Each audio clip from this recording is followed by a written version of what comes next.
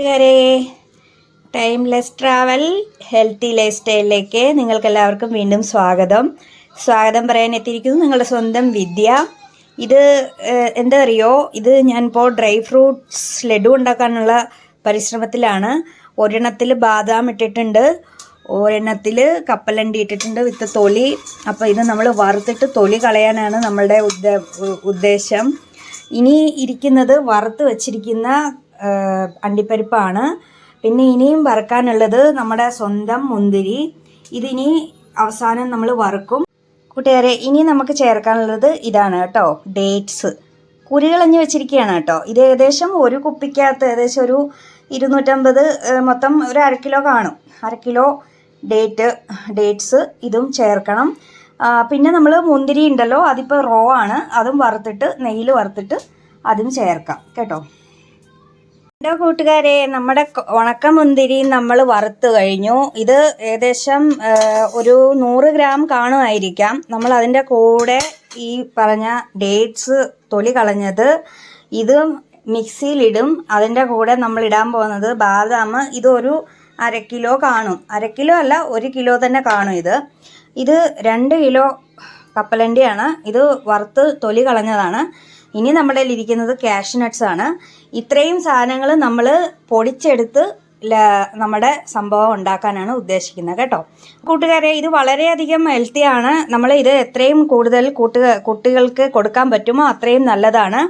ഇത് കഴിക്കുന്നത് കൊണ്ട് ഇവർക്കൊരു പ്രശ്നവും ഉണ്ടാവാതെ ഇരിക്കും. അതുമാത്രമല്ല, ഇതിൽ പ്രിസർവേറ്റീവ്സ് എന്ന് പറയുന്ന സംഭവങ്ങളൊന്നുമില്ല.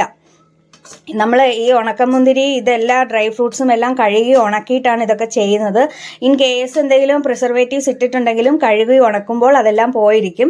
അപ്പോൾ നമ്മൾക്ക് ഡേറ്റ്സും കുരു കളഞ്ഞ ഡേറ്റ്സും എല്ലാം കൂടി നമുക്ക് ശരിയാക്കി എടുക്കാം. ഓക്കെ, നമ്മൾ തിരിച്ച് ഇത് മിക്സിയിൽ അടിച്ച് എടുത്ത് കൊണ്ടുവരാം. കൂട്ടുകാരെ, നമ്മൾ എടുത്തു വെച്ച ഡ്രൈ ഫ്രൂട്ട്സ് എല്ലാം നമ്മൾ നല്ലതുപോലെ പൊടിച്ചൊക്കെ എടുത്തിട്ടുണ്ട്.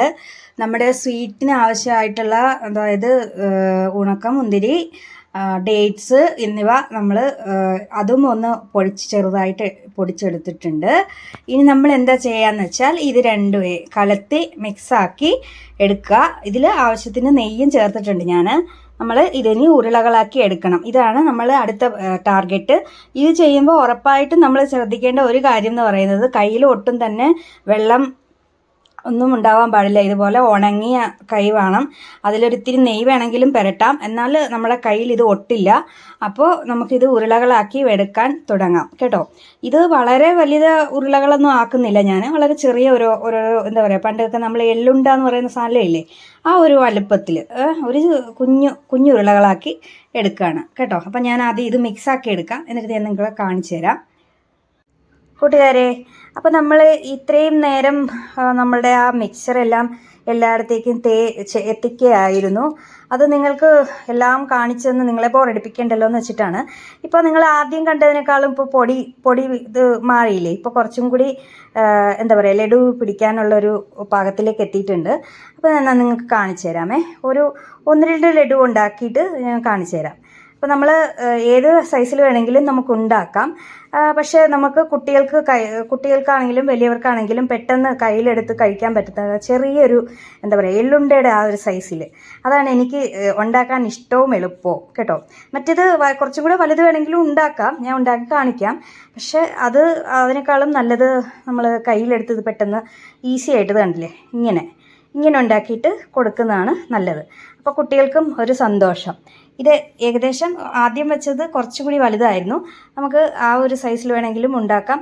വേണമെങ്കിൽ ഇത്രയും ഇങ്ങനെ എടുത്തിട്ട് വലിയ ലഡു വേണമെങ്കിലും, അതായത് നമ്മൾ ബൂന്തി ലഡു എന്ന് പറയുന്ന കിട്ടില്ലേ, ആ ലഡുവിൻ്റെ ഒരു സൈസിൽ വേണമെങ്കിലും ഉണ്ടാക്കാം. പക്ഷേ ഇത് നമുക്ക് എന്താ പറയുക, ഇതിൻ്റെ ഒരു പ്രായോഗിക ബുദ്ധിമുട്ടെന്ന് പറഞ്ഞു കഴിഞ്ഞാൽ, നമ്മൾ ഒരു ലഡു കഴിക്കണമെങ്കിൽ അതിനെ ഇങ്ങനെ മുറിച്ച് അത് കുറച്ച് താഴെ വീഴും, അങ്ങനെയൊക്കെയുള്ള ഒരു പ്രശ്നങ്ങളുണ്ടല്ലോ.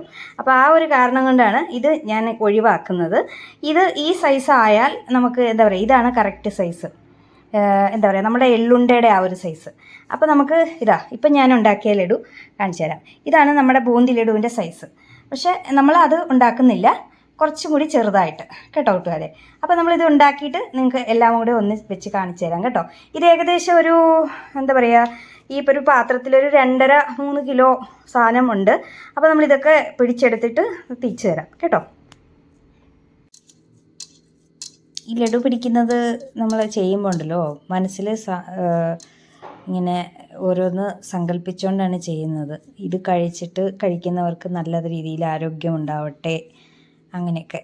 ഇത് കണ്ടില്ലേ, ഇതിങ്ങനെ ഉരുണ്ട് ഇങ്ങനെ വരും.